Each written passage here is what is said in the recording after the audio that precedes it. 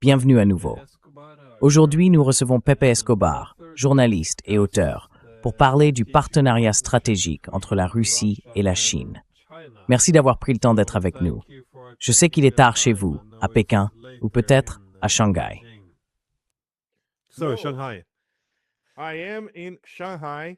Ça fait maintenant 3 semaines que je suis à Shanghai. Oui, il est minuit. Et oui, les journées sont complètement folles. Et à minuit, comme je le disais à Glenn avant notre entretien, mon cerveau se transforme en soupe wonton. Alors j'espère quand même pouvoir apporter quelque chose à cette discussion.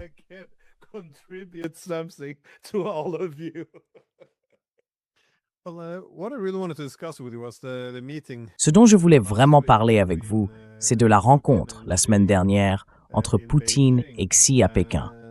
Comment voyez-vous cet événement dans l'évolution plus large des relations entre la Chine et la Russie? Qu'est-ce qui, selon vous, rend le partenariat russo-chinois structurellement différent des grandes alliances de puissances du passé?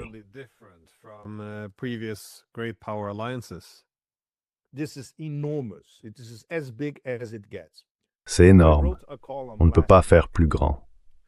J'ai écrit une chronique la semaine dernière et j'y ai consacré la moitié à analyser leurs déclarations communes, qui étaient vraiment quelque chose d'absolument extraordinaire.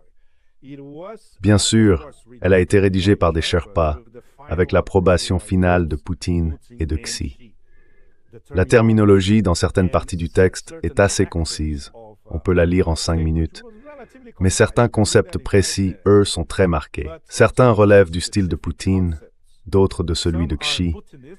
Autrement dit, ce sont des idées qu'ils développent pour beaucoup depuis des années.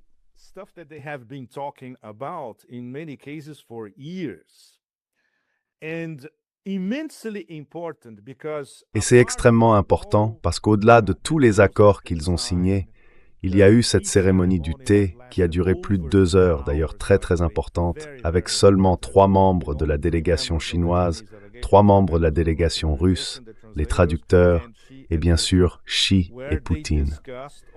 Ils y ont parlé évidemment surtout de l'Ukraine, de la guerre en Iran et des États-Unis.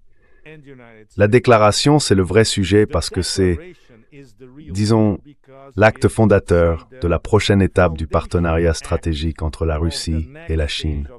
Toi, Glenn et moi, on suit ça de près depuis des années. Ça fait partie de notre travail, non?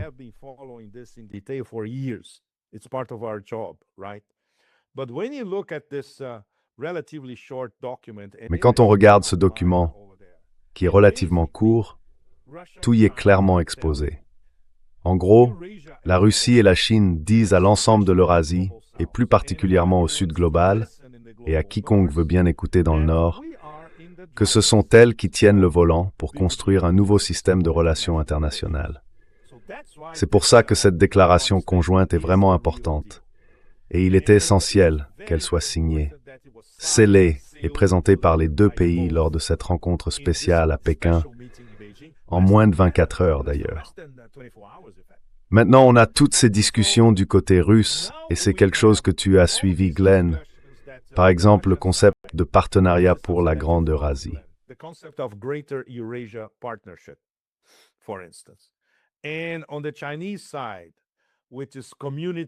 Et du côté chinois, on parle de la communauté de destin pour l'humanité, avec tout l'arc géopolitique et géoéconomique de la nouvelle route de la soie, l'initiative des nouvelles routes de la soie. C'est très clair. L'idée, c'est d'utiliser tous ces mécanismes pour aller vers plus d'équité, des mécanismes plus égalitaires, le respect du droit international, sans aucune forme d'exceptionnalisme. C'est la base sur laquelle nous devons tous construire un nouveau système de relations internationales. Donc ce n'est pas un hasard si pratiquement aucun média occidental grand public n'a prêté attention à la déclaration commune, ni même pris la peine d'essayer de comprendre ce qu'elle disait. C'était vraiment le point essentiel de cette rencontre.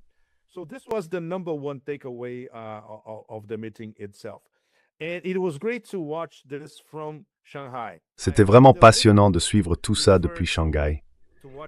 J'ai choisi délibérément de le regarder d'ici, depuis Shanghai, parce que c'est la capitale culturelle. Ici, les traditions culturelles ont un poids énorme. C'est aussi la capitale économique, est l'un des grands centres d'innovation et de technologie de la Chine. Et bien sûr, quand on parle de la modernisation du pays, il suffit de se promener dans les rues de Shanghai pour être impressionné. C'est évident. Et quand on observe la réaction des touristes étrangers qui découvrent Shanghai pour la première fois, ils ont du mal à y croire. Oui, c'est vraiment la grande vitrine de la modernisation de la Chine. Alors c'était bien plus intéressant de suivre tout ça depuis ici.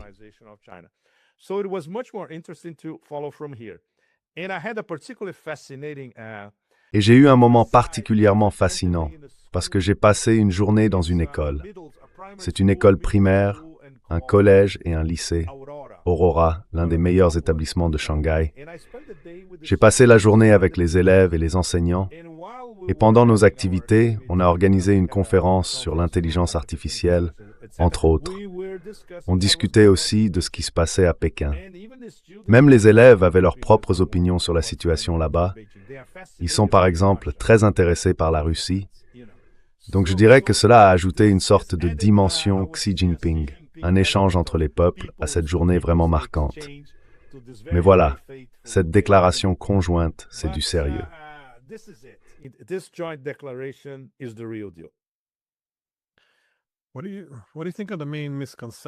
Mais selon vous, quelles sont les principales idées fausses que l'Occident se fait sur la relation entre la Chine et la Russie? Parce qu'ici, on a souvent l'impression que cette relation reste marquée par la méfiance. On souligne toujours qu'ils n'ont pas de valeurs communes.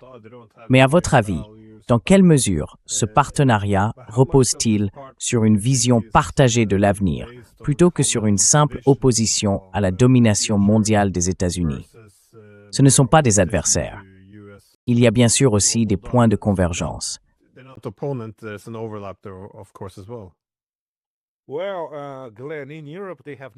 Eh bien, Glenn, en Europe, ils n'ont absolument aucune idée de ce qu'est le partenariat stratégique entre la Russie et la Chine.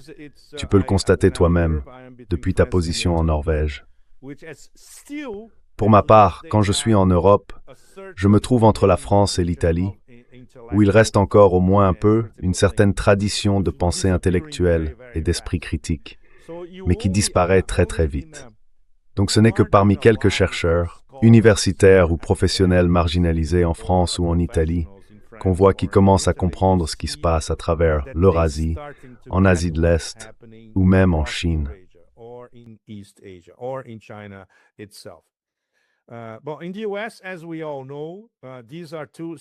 Mais aux États-Unis, comme on le sait tous, ce sont deux menaces stratégiques qui aujourd'hui sont étroitement liées.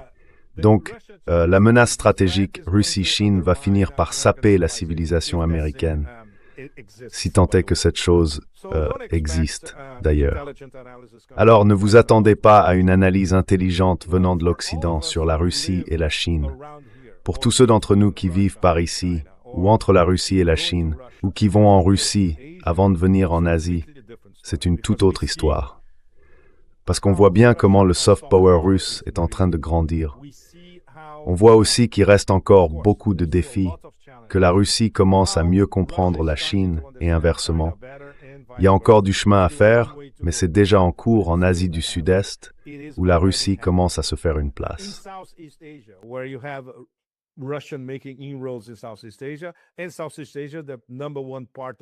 Et en Asie du Sud-Est, le partenaire numéro 1 pour tous, les 10 pays de l'ASEAN, c'est la Chine. On parle donc de deux univers différents, deux univers parallèles. D'un côté, la manière dont l'Occident voit l'évolution de ce partenariat stratégique, et de l'autre, comment et pourquoi il évolue ainsi. Dans la terminologie de Xi Jinping, ils sont désormais aux commandes des changements que le monde n'a pas connus depuis 100 ans. Il l'a répété dans son introduction.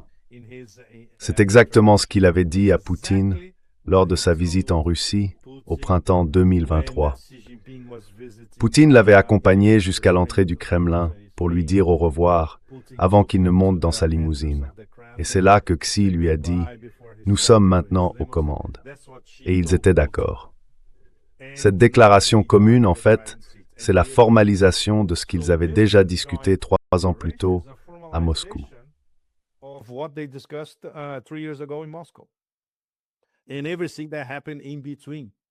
Et tout ce qui s'est passé entre-temps, la consolidation de l'Organisation de coopération de Shanghai, celle des BRICS, le concept de gouvernance mondiale qui fait aussi partie de la déclaration. Mais surtout, Glenn, et vous tous, notre public, du point de vue de l'Occident, ils ne savent même pas de quoi ils parlent. Ils ne comprennent pas. Ils ne le voient pas. Ils ne le voient tout simplement pas. Et bien sûr, les grands médias n'ont même pas fait l'effort d'expliquer. Alors on se retrouve avec des rapports absurdes venus des think tanks américains, ce qui nous arrive à tous. Et c'est toujours la même chose dans les gros titres. La menace chinoise, la menace russe, la menace technologique venue de Chine. Vous voyez le tableau. Franchement, si je pouvais, j'oublierais complètement l'Occident. Mais bon, ça fait partie de notre travail. Ideally, if I could, I would forget about the West completely, but it's part of our job. No? Eh bien, je pense que si on pouvait faire la différence entre l'Occident et l'hégémonie occidentale, il y aurait sans doute moins de menaces. Mais pour l'instant, toute grande puissance émergente est perçue comme une menace. Et c'est ce qui rend difficile d'expliquer autrement pourquoi la Chine est devenue une menace.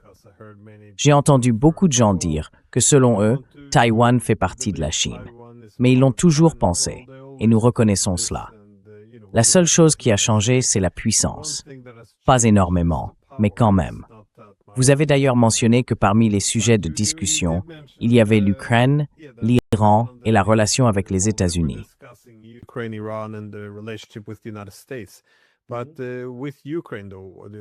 Mais avec l'Ukraine, est-ce qu'on sait quelque chose sur ce qu'ils ont discuté? Ou à ton avis, de quoi ils ont parlé? Non.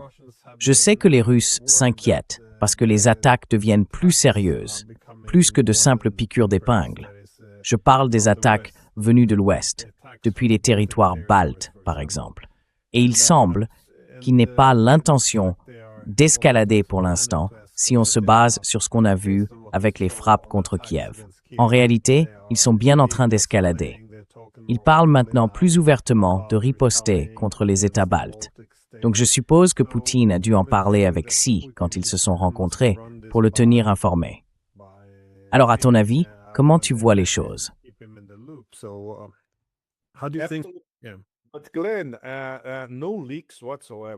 Mais Glenn, aucune fuite, rien du tout. Oublie ça. D'abord, c'était une réunion à huis clos.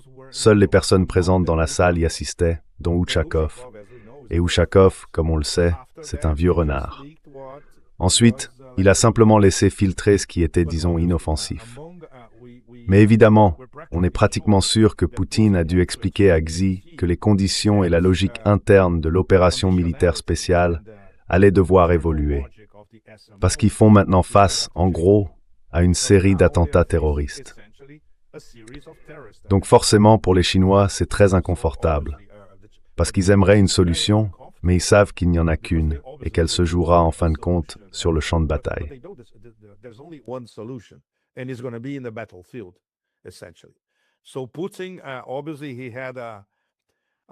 Alors Poutine, évidemment, il a eu, je ne dirais pas du mal, mais il a pris le temps qu'il fallait pour expliquer à Xi que désormais, la Russie allait peut-être devoir agir de façon beaucoup plus ferme qu'avant, parce qu'en réalité, ils affrontent une organisation terroriste.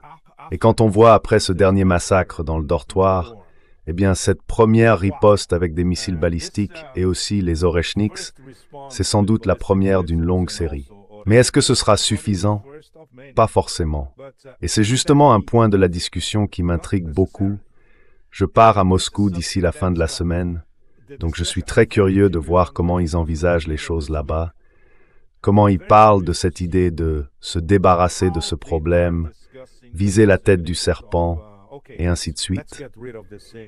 Parce qu'en ce moment, il y a vraiment une montée de colère et d'exaspération. Ils savent très bien que les attaques contre les civils à l'intérieur de la Fédération de Russie ne peuvent qu'empirer.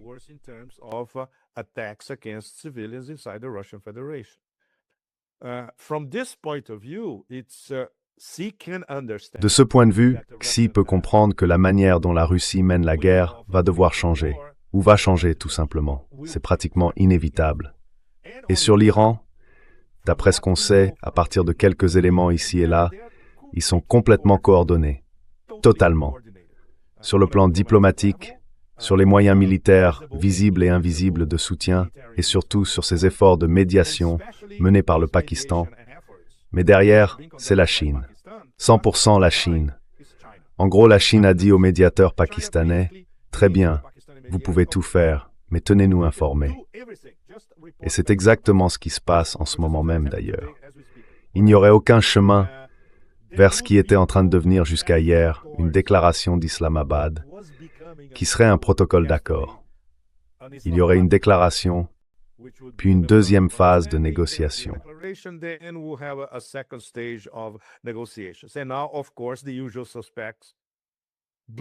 Et maintenant, bien sûr, les suspects habituels ont tout fait exploser. Du coup, on ne sait même pas si ce protocole d'accord sera signé dans les prochains jours. Mais derrière toutes ces manœuvres diplomatiques, c'est la Chine. Donc, très bien. Et évidemment, les Russes le savaient déjà, alors ils discutaient des aspects techniques et des détails de tout ça. Et bien sûr, quand il s'agit de gérer cet empire du chaos, totalement hors de contrôle, fait de piraterie et tout le reste, ils sont parfaitement synchronisés, non? Après tout, Xi a eu l'occasion de dire directement à Poutine ce qu'il avait entendu de Trump. C'était donc un compte-rendu personnel de Xi à Poutine.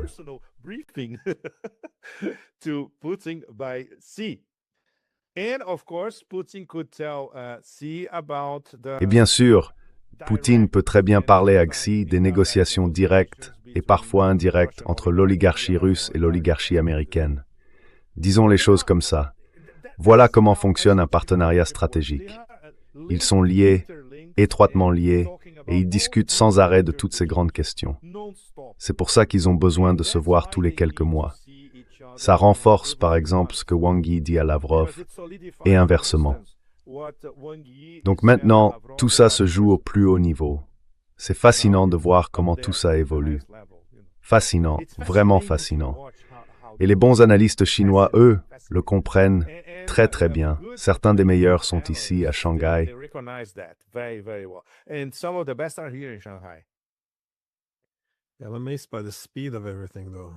Je suis frappé par la rapidité de tout ce qui se passe, mais aussi par les défis communs en matière de sécurité auxquels ils sont tous confrontés. Par exemple, les Chinois s'inquiètent depuis de nombreuses années de cette double chaîne d'îles contrôlée par les États-Unis et des efforts possibles pour fermer le détroit de Malacca à l'avenir, ce qui mettrait à nouveau en danger le transport maritime chinois, une forme de confinement en quelque sorte. Aujourd'hui, les Russes font clairement face au même type de problème, la possibilité que les États baltes deviennent de plus en plus difficiles d'accès, la piraterie visant les navires russes. Et puis bien sûr, il y a le blocus du Venezuela et de Cuba, sans oublier le détournement de navires iraniens depuis des années. On voit donc des blocus navals un peu partout, mais les États-Unis peuvent aussi être concernés à leur tour.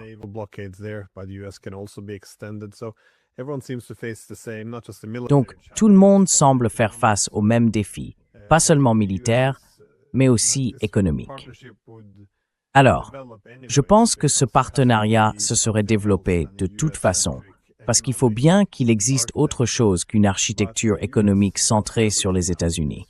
Mais l'hostilité américaine actuelle, elle, les pousse à se rapprocher beaucoup plus vite qu'ils ne l'auraient fait autrement. Du coup, tout ce qui est entrepris paraît vraiment contre-productif. Mais j'ai remarqué une chose. À mesure que la guerre s'est intensifiée en Iran et que les États-Unis ont imposé davantage de sanctions, les Chinois demandent désormais, en gros, à leurs entreprises de ne pas se conformer aux sanctions américaines. Quelle est l'importance de ce geste pour leurs relations avec les Russes? Parce que, pendant un certain temps, les Chinois semblaient plutôt prudents dans leurs échanges avec la Russie, justement pour se protéger de ce type de sanctions américaines.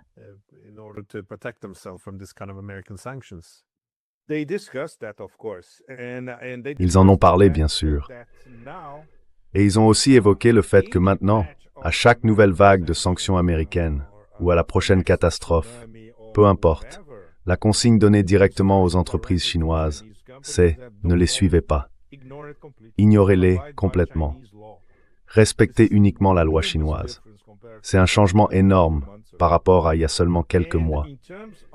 Et pour ce qui est des investissements, les investissements chinois en Russie, dans l'extrême-orient russe, dans l'Arctique, et les investissements russes en Chine, tout ça va continuer à croître.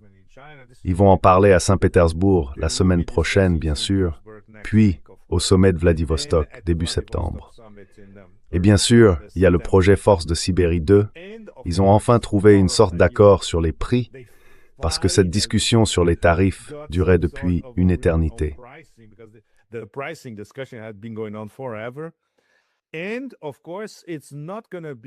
Et bien sûr, ce ne sera pas en 2029 ni en 2030. Ils veulent aller plus vite et faire en sorte que Power of Siberia 2 soit déjà opérationnel d'ici la fin de 2027. Et ça fait partie évidemment de ce qu'on appelle la fuite de Malacca. Les Chinois ont observé en détail tout ce qui s'est passé autour d'Ormuz. En Chine, personne ne se fait d'illusions. Tôt ou tard, les Américains vont tenter quelque chose dans le détroit de Malacca. Surtout après ce pacte militaire complètement mal conçu entre Jakarta et Washington, que même en Indonésie, on a qualifié de « mais qu'est-ce que c'est que ça ?» Le ministère des Affaires étrangères a d'ailleurs critiqué le ministère de la Défense à Jakarta.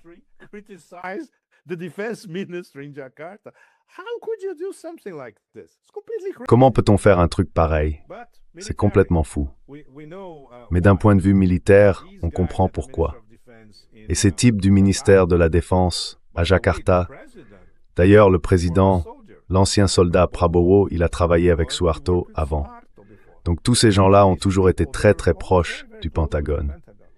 Et là on parle d'une vraie fracture interne au sein d'un des grands pays des BRICS. Encore une fois, un problème de plus pour les BRICS. Comme s'ils en avaient besoin, non?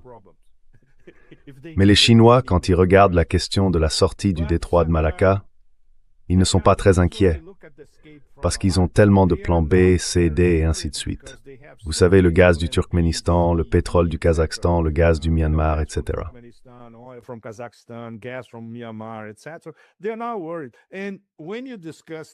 Ils ne sont pas inquiets, et quand on parle de ce sujet ici, personne ne s'en préoccupe. D'accord, le détroit d'Ormuz, d'accord, mais on continue à faire passer nos pétroliers. Et c'est vrai. L'Iran, aujourd'hui, par rapport à il y a quelques semaines, exporte 100 000 barils de pétrole de plus par jour, par exemple vers la Chine. Et tous les pétroliers chinois traversent le détroit d'Ormuz sans le moindre problème. Ils n'ont même pas besoin de payer les frais environnementaux, si on ne veut pas les appeler des péages. Hein. Voilà. Donc ils ne sont pas inquiets. Et bien sûr, ça ne représente qu'une petite partie de leurs importations. Et ils deviennent de plus en plus autonomes sur le plan énergétique.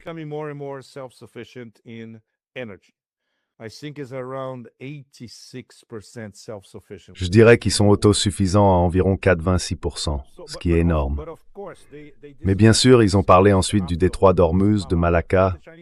Les Chinois, eux, sont prêts si jamais ça se produit.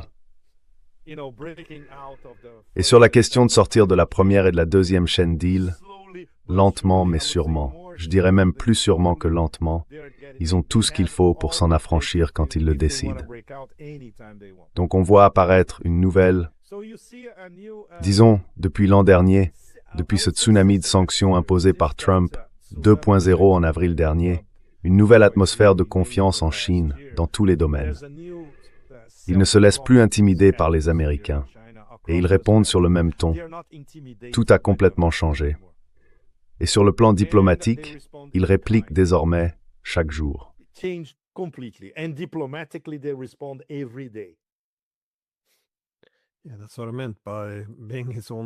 Oui, c'est ce que je voulais dire en parlant du fait qu'il est son propre pire ennemi. Parce qu'on voit bien que ce ne sont pas seulement les Russes, mais aussi les Chinois. Ils étaient un peu, disons, prudents pour ne pas se découpler trop vite des États-Unis. Mais, en réalité, ils y sont pratiquement contraints. Et enfin, on ne peut pas demander aux Chinois de respecter les sanctions contre la Russie ou contre l'Iran. Beaucoup de leurs partenaires clés, à un moment donné, en viendront à la conclusion qu'il est plus logique de s'éloigner des Américains. Donc non, je pense qu'à Washington, ils ont clairement surestimé leur position. J'avais juste une dernière question à ce sujet, parce que toi et moi, on a déjà parlé des difficultés rencontrées par les BRICS, bien sûr. Et tu avais mentionné l'Indonésie. Mais où se situe l'Inde dans tout ça? Parce qu'on voit la Russie et la Chine se rapprocher de plus en plus. Qu'est-ce que fait l'Inde en ce moment? What is India doing these days? Well, you saw the BRICS foreign. Eh bien, vous avez vu la réunion des ministres des Affaires étrangères des BRICS à New Delhi la semaine dernière, non? C'était un désastre, un vrai désastre, au point qu'il n'y a même pas eu de déclaration commune à la fin. Et on pouvait le voir rien qu'à la gestuelle de Lavrov. C'était vraiment un fiasco. Le seul qui pouvait recoller les morceaux à Delhi, c'était Lavrov lui-même. Wang Yi, lui, n'était même pas là. Il était ici, aux côtés de Xi, en train de rencontrer Poutine. Donc évidemment, il n'y a eu aucune fuite du côté indien, ni des autres membres des BRICS, mais cette réunion à Delhi, c'était clairement un désastre. Et maintenant, ils n'ont que 4 mois devant eux, parce que le sommet annuel aura lieu à Delhi en septembre. Because the annual summit is in Delhi in September. With so many rifts inside BRICS. Avec toutes les divisions à l'intérieur des BRICS, est-ce qu'ils peuvent vraiment faire quelque chose d'important d'ici 4 mois? Glenn, je suis désolé d'être aussi pessimiste, mais je ne le pense pas. D'abord, on a 2 membres des BRICS en guerre contre un autre. Les Émirats arabes unis sont en guerre contre l'Iran, et l'Inde soutient les sionistes et les Émirats contre l'Iran. Donc c'est déjà une situation catastrophique. Il y a des rumeurs, y compris parmi certains Sherpas, selon lesquelles il serait peut-être temps d'intégrer le Pakistan aux BRICS, maintenant que le pays occupe une nouvelle place géopolitique très importante, de l'Asie du Sud à l'Asie de l'Ouest et à travers toute l'Eurasie. On imagine bien, évidemment, la réaction de l'Inde.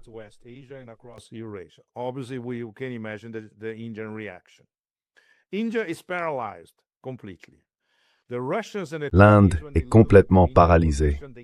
Les Russes et les Chinois, quand ils regardent la position de l'Inde, ils n'aiment pas du tout ce qu'ils voient. Ce sont les membres les plus importants des BRICS, donc ils vont devoir faire quelque chose pour recoller les morceaux. Mais en seulement 4 mois, ça va être très très difficile. Les perspectives pour ce prochain sommet sont donc vraiment sombres. Parce qu'en ce moment, et c'est inévitable, je le répète sans cesse, les BRICS sont dans un profond coma. Il faut les réanimer. Et il n'y a que 2 acteurs capables de le faire, et ils devront s'y consacrer à plein temps. Et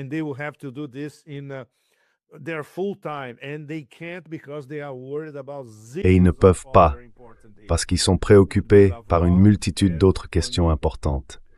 Ce serait Lavrov et Wang Yi. Franchement, c'est plutôt sinistre pour le moment. Et je ne crois pas au coup de poker de dernière minute concernant les BRICS. Vous savez, comme si à la toute fin, ils allaient sortir quelque chose de leur chapeau. Non, ça n'arrivera pas. Les Brésiliens, eux, ont été bons à ça l'an dernier. En gros, le sommet de Rio a fonctionné à la dernière minute. C'est typiquement brésilien, ils savent improviser.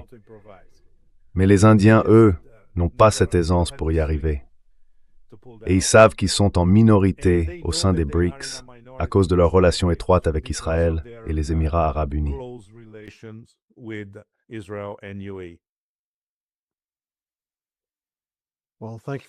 Eh bien, merci d'avoir pris le temps et de suivre de près ce qui se passe au sein des BRICS. J'espère que vous reviendrez nous voir très bientôt. Merci à vous.